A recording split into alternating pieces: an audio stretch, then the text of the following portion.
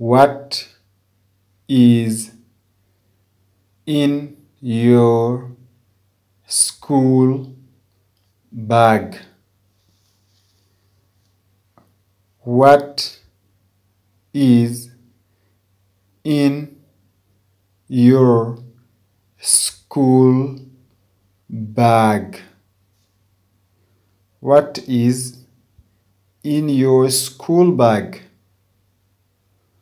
Holko woni e sac ma dudal o.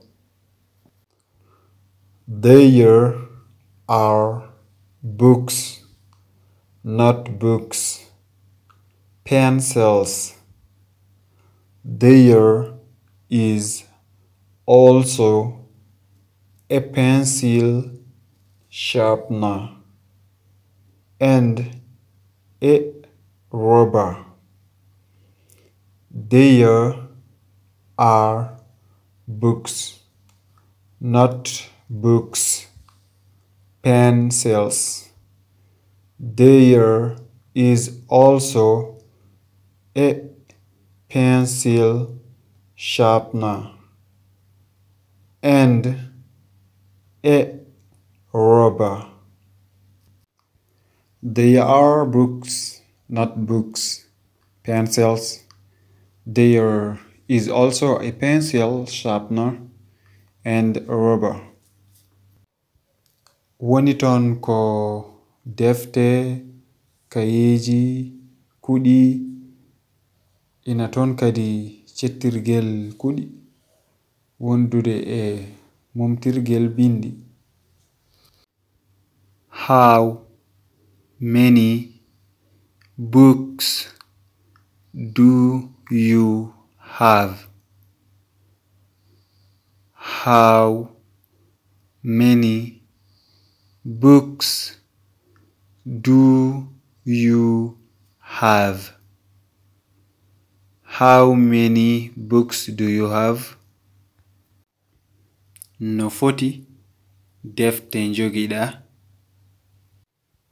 I have 3 books. What about you? What do you have in your backpack? I have 3 books.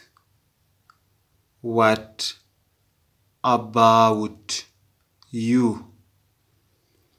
What do you have in your backpack? I have 3 books. What about you? What do you have in your backpack? Njogimi ko defte tati. Annon holko njogida e nder sac ma adohe? I have a calculator, a ruler, a pen, a stapler, and some sheets of paper.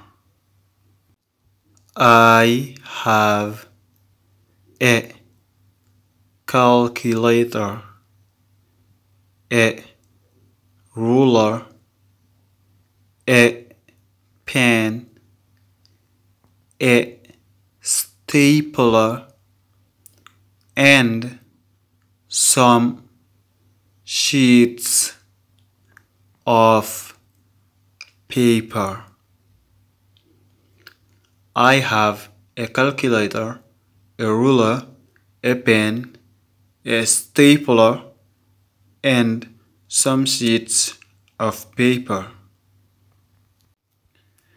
Miɗe jogi machine calcul, pondirgel, bic, keppirgel kayitaji, wondude e hunde e ɗereji kayitaji.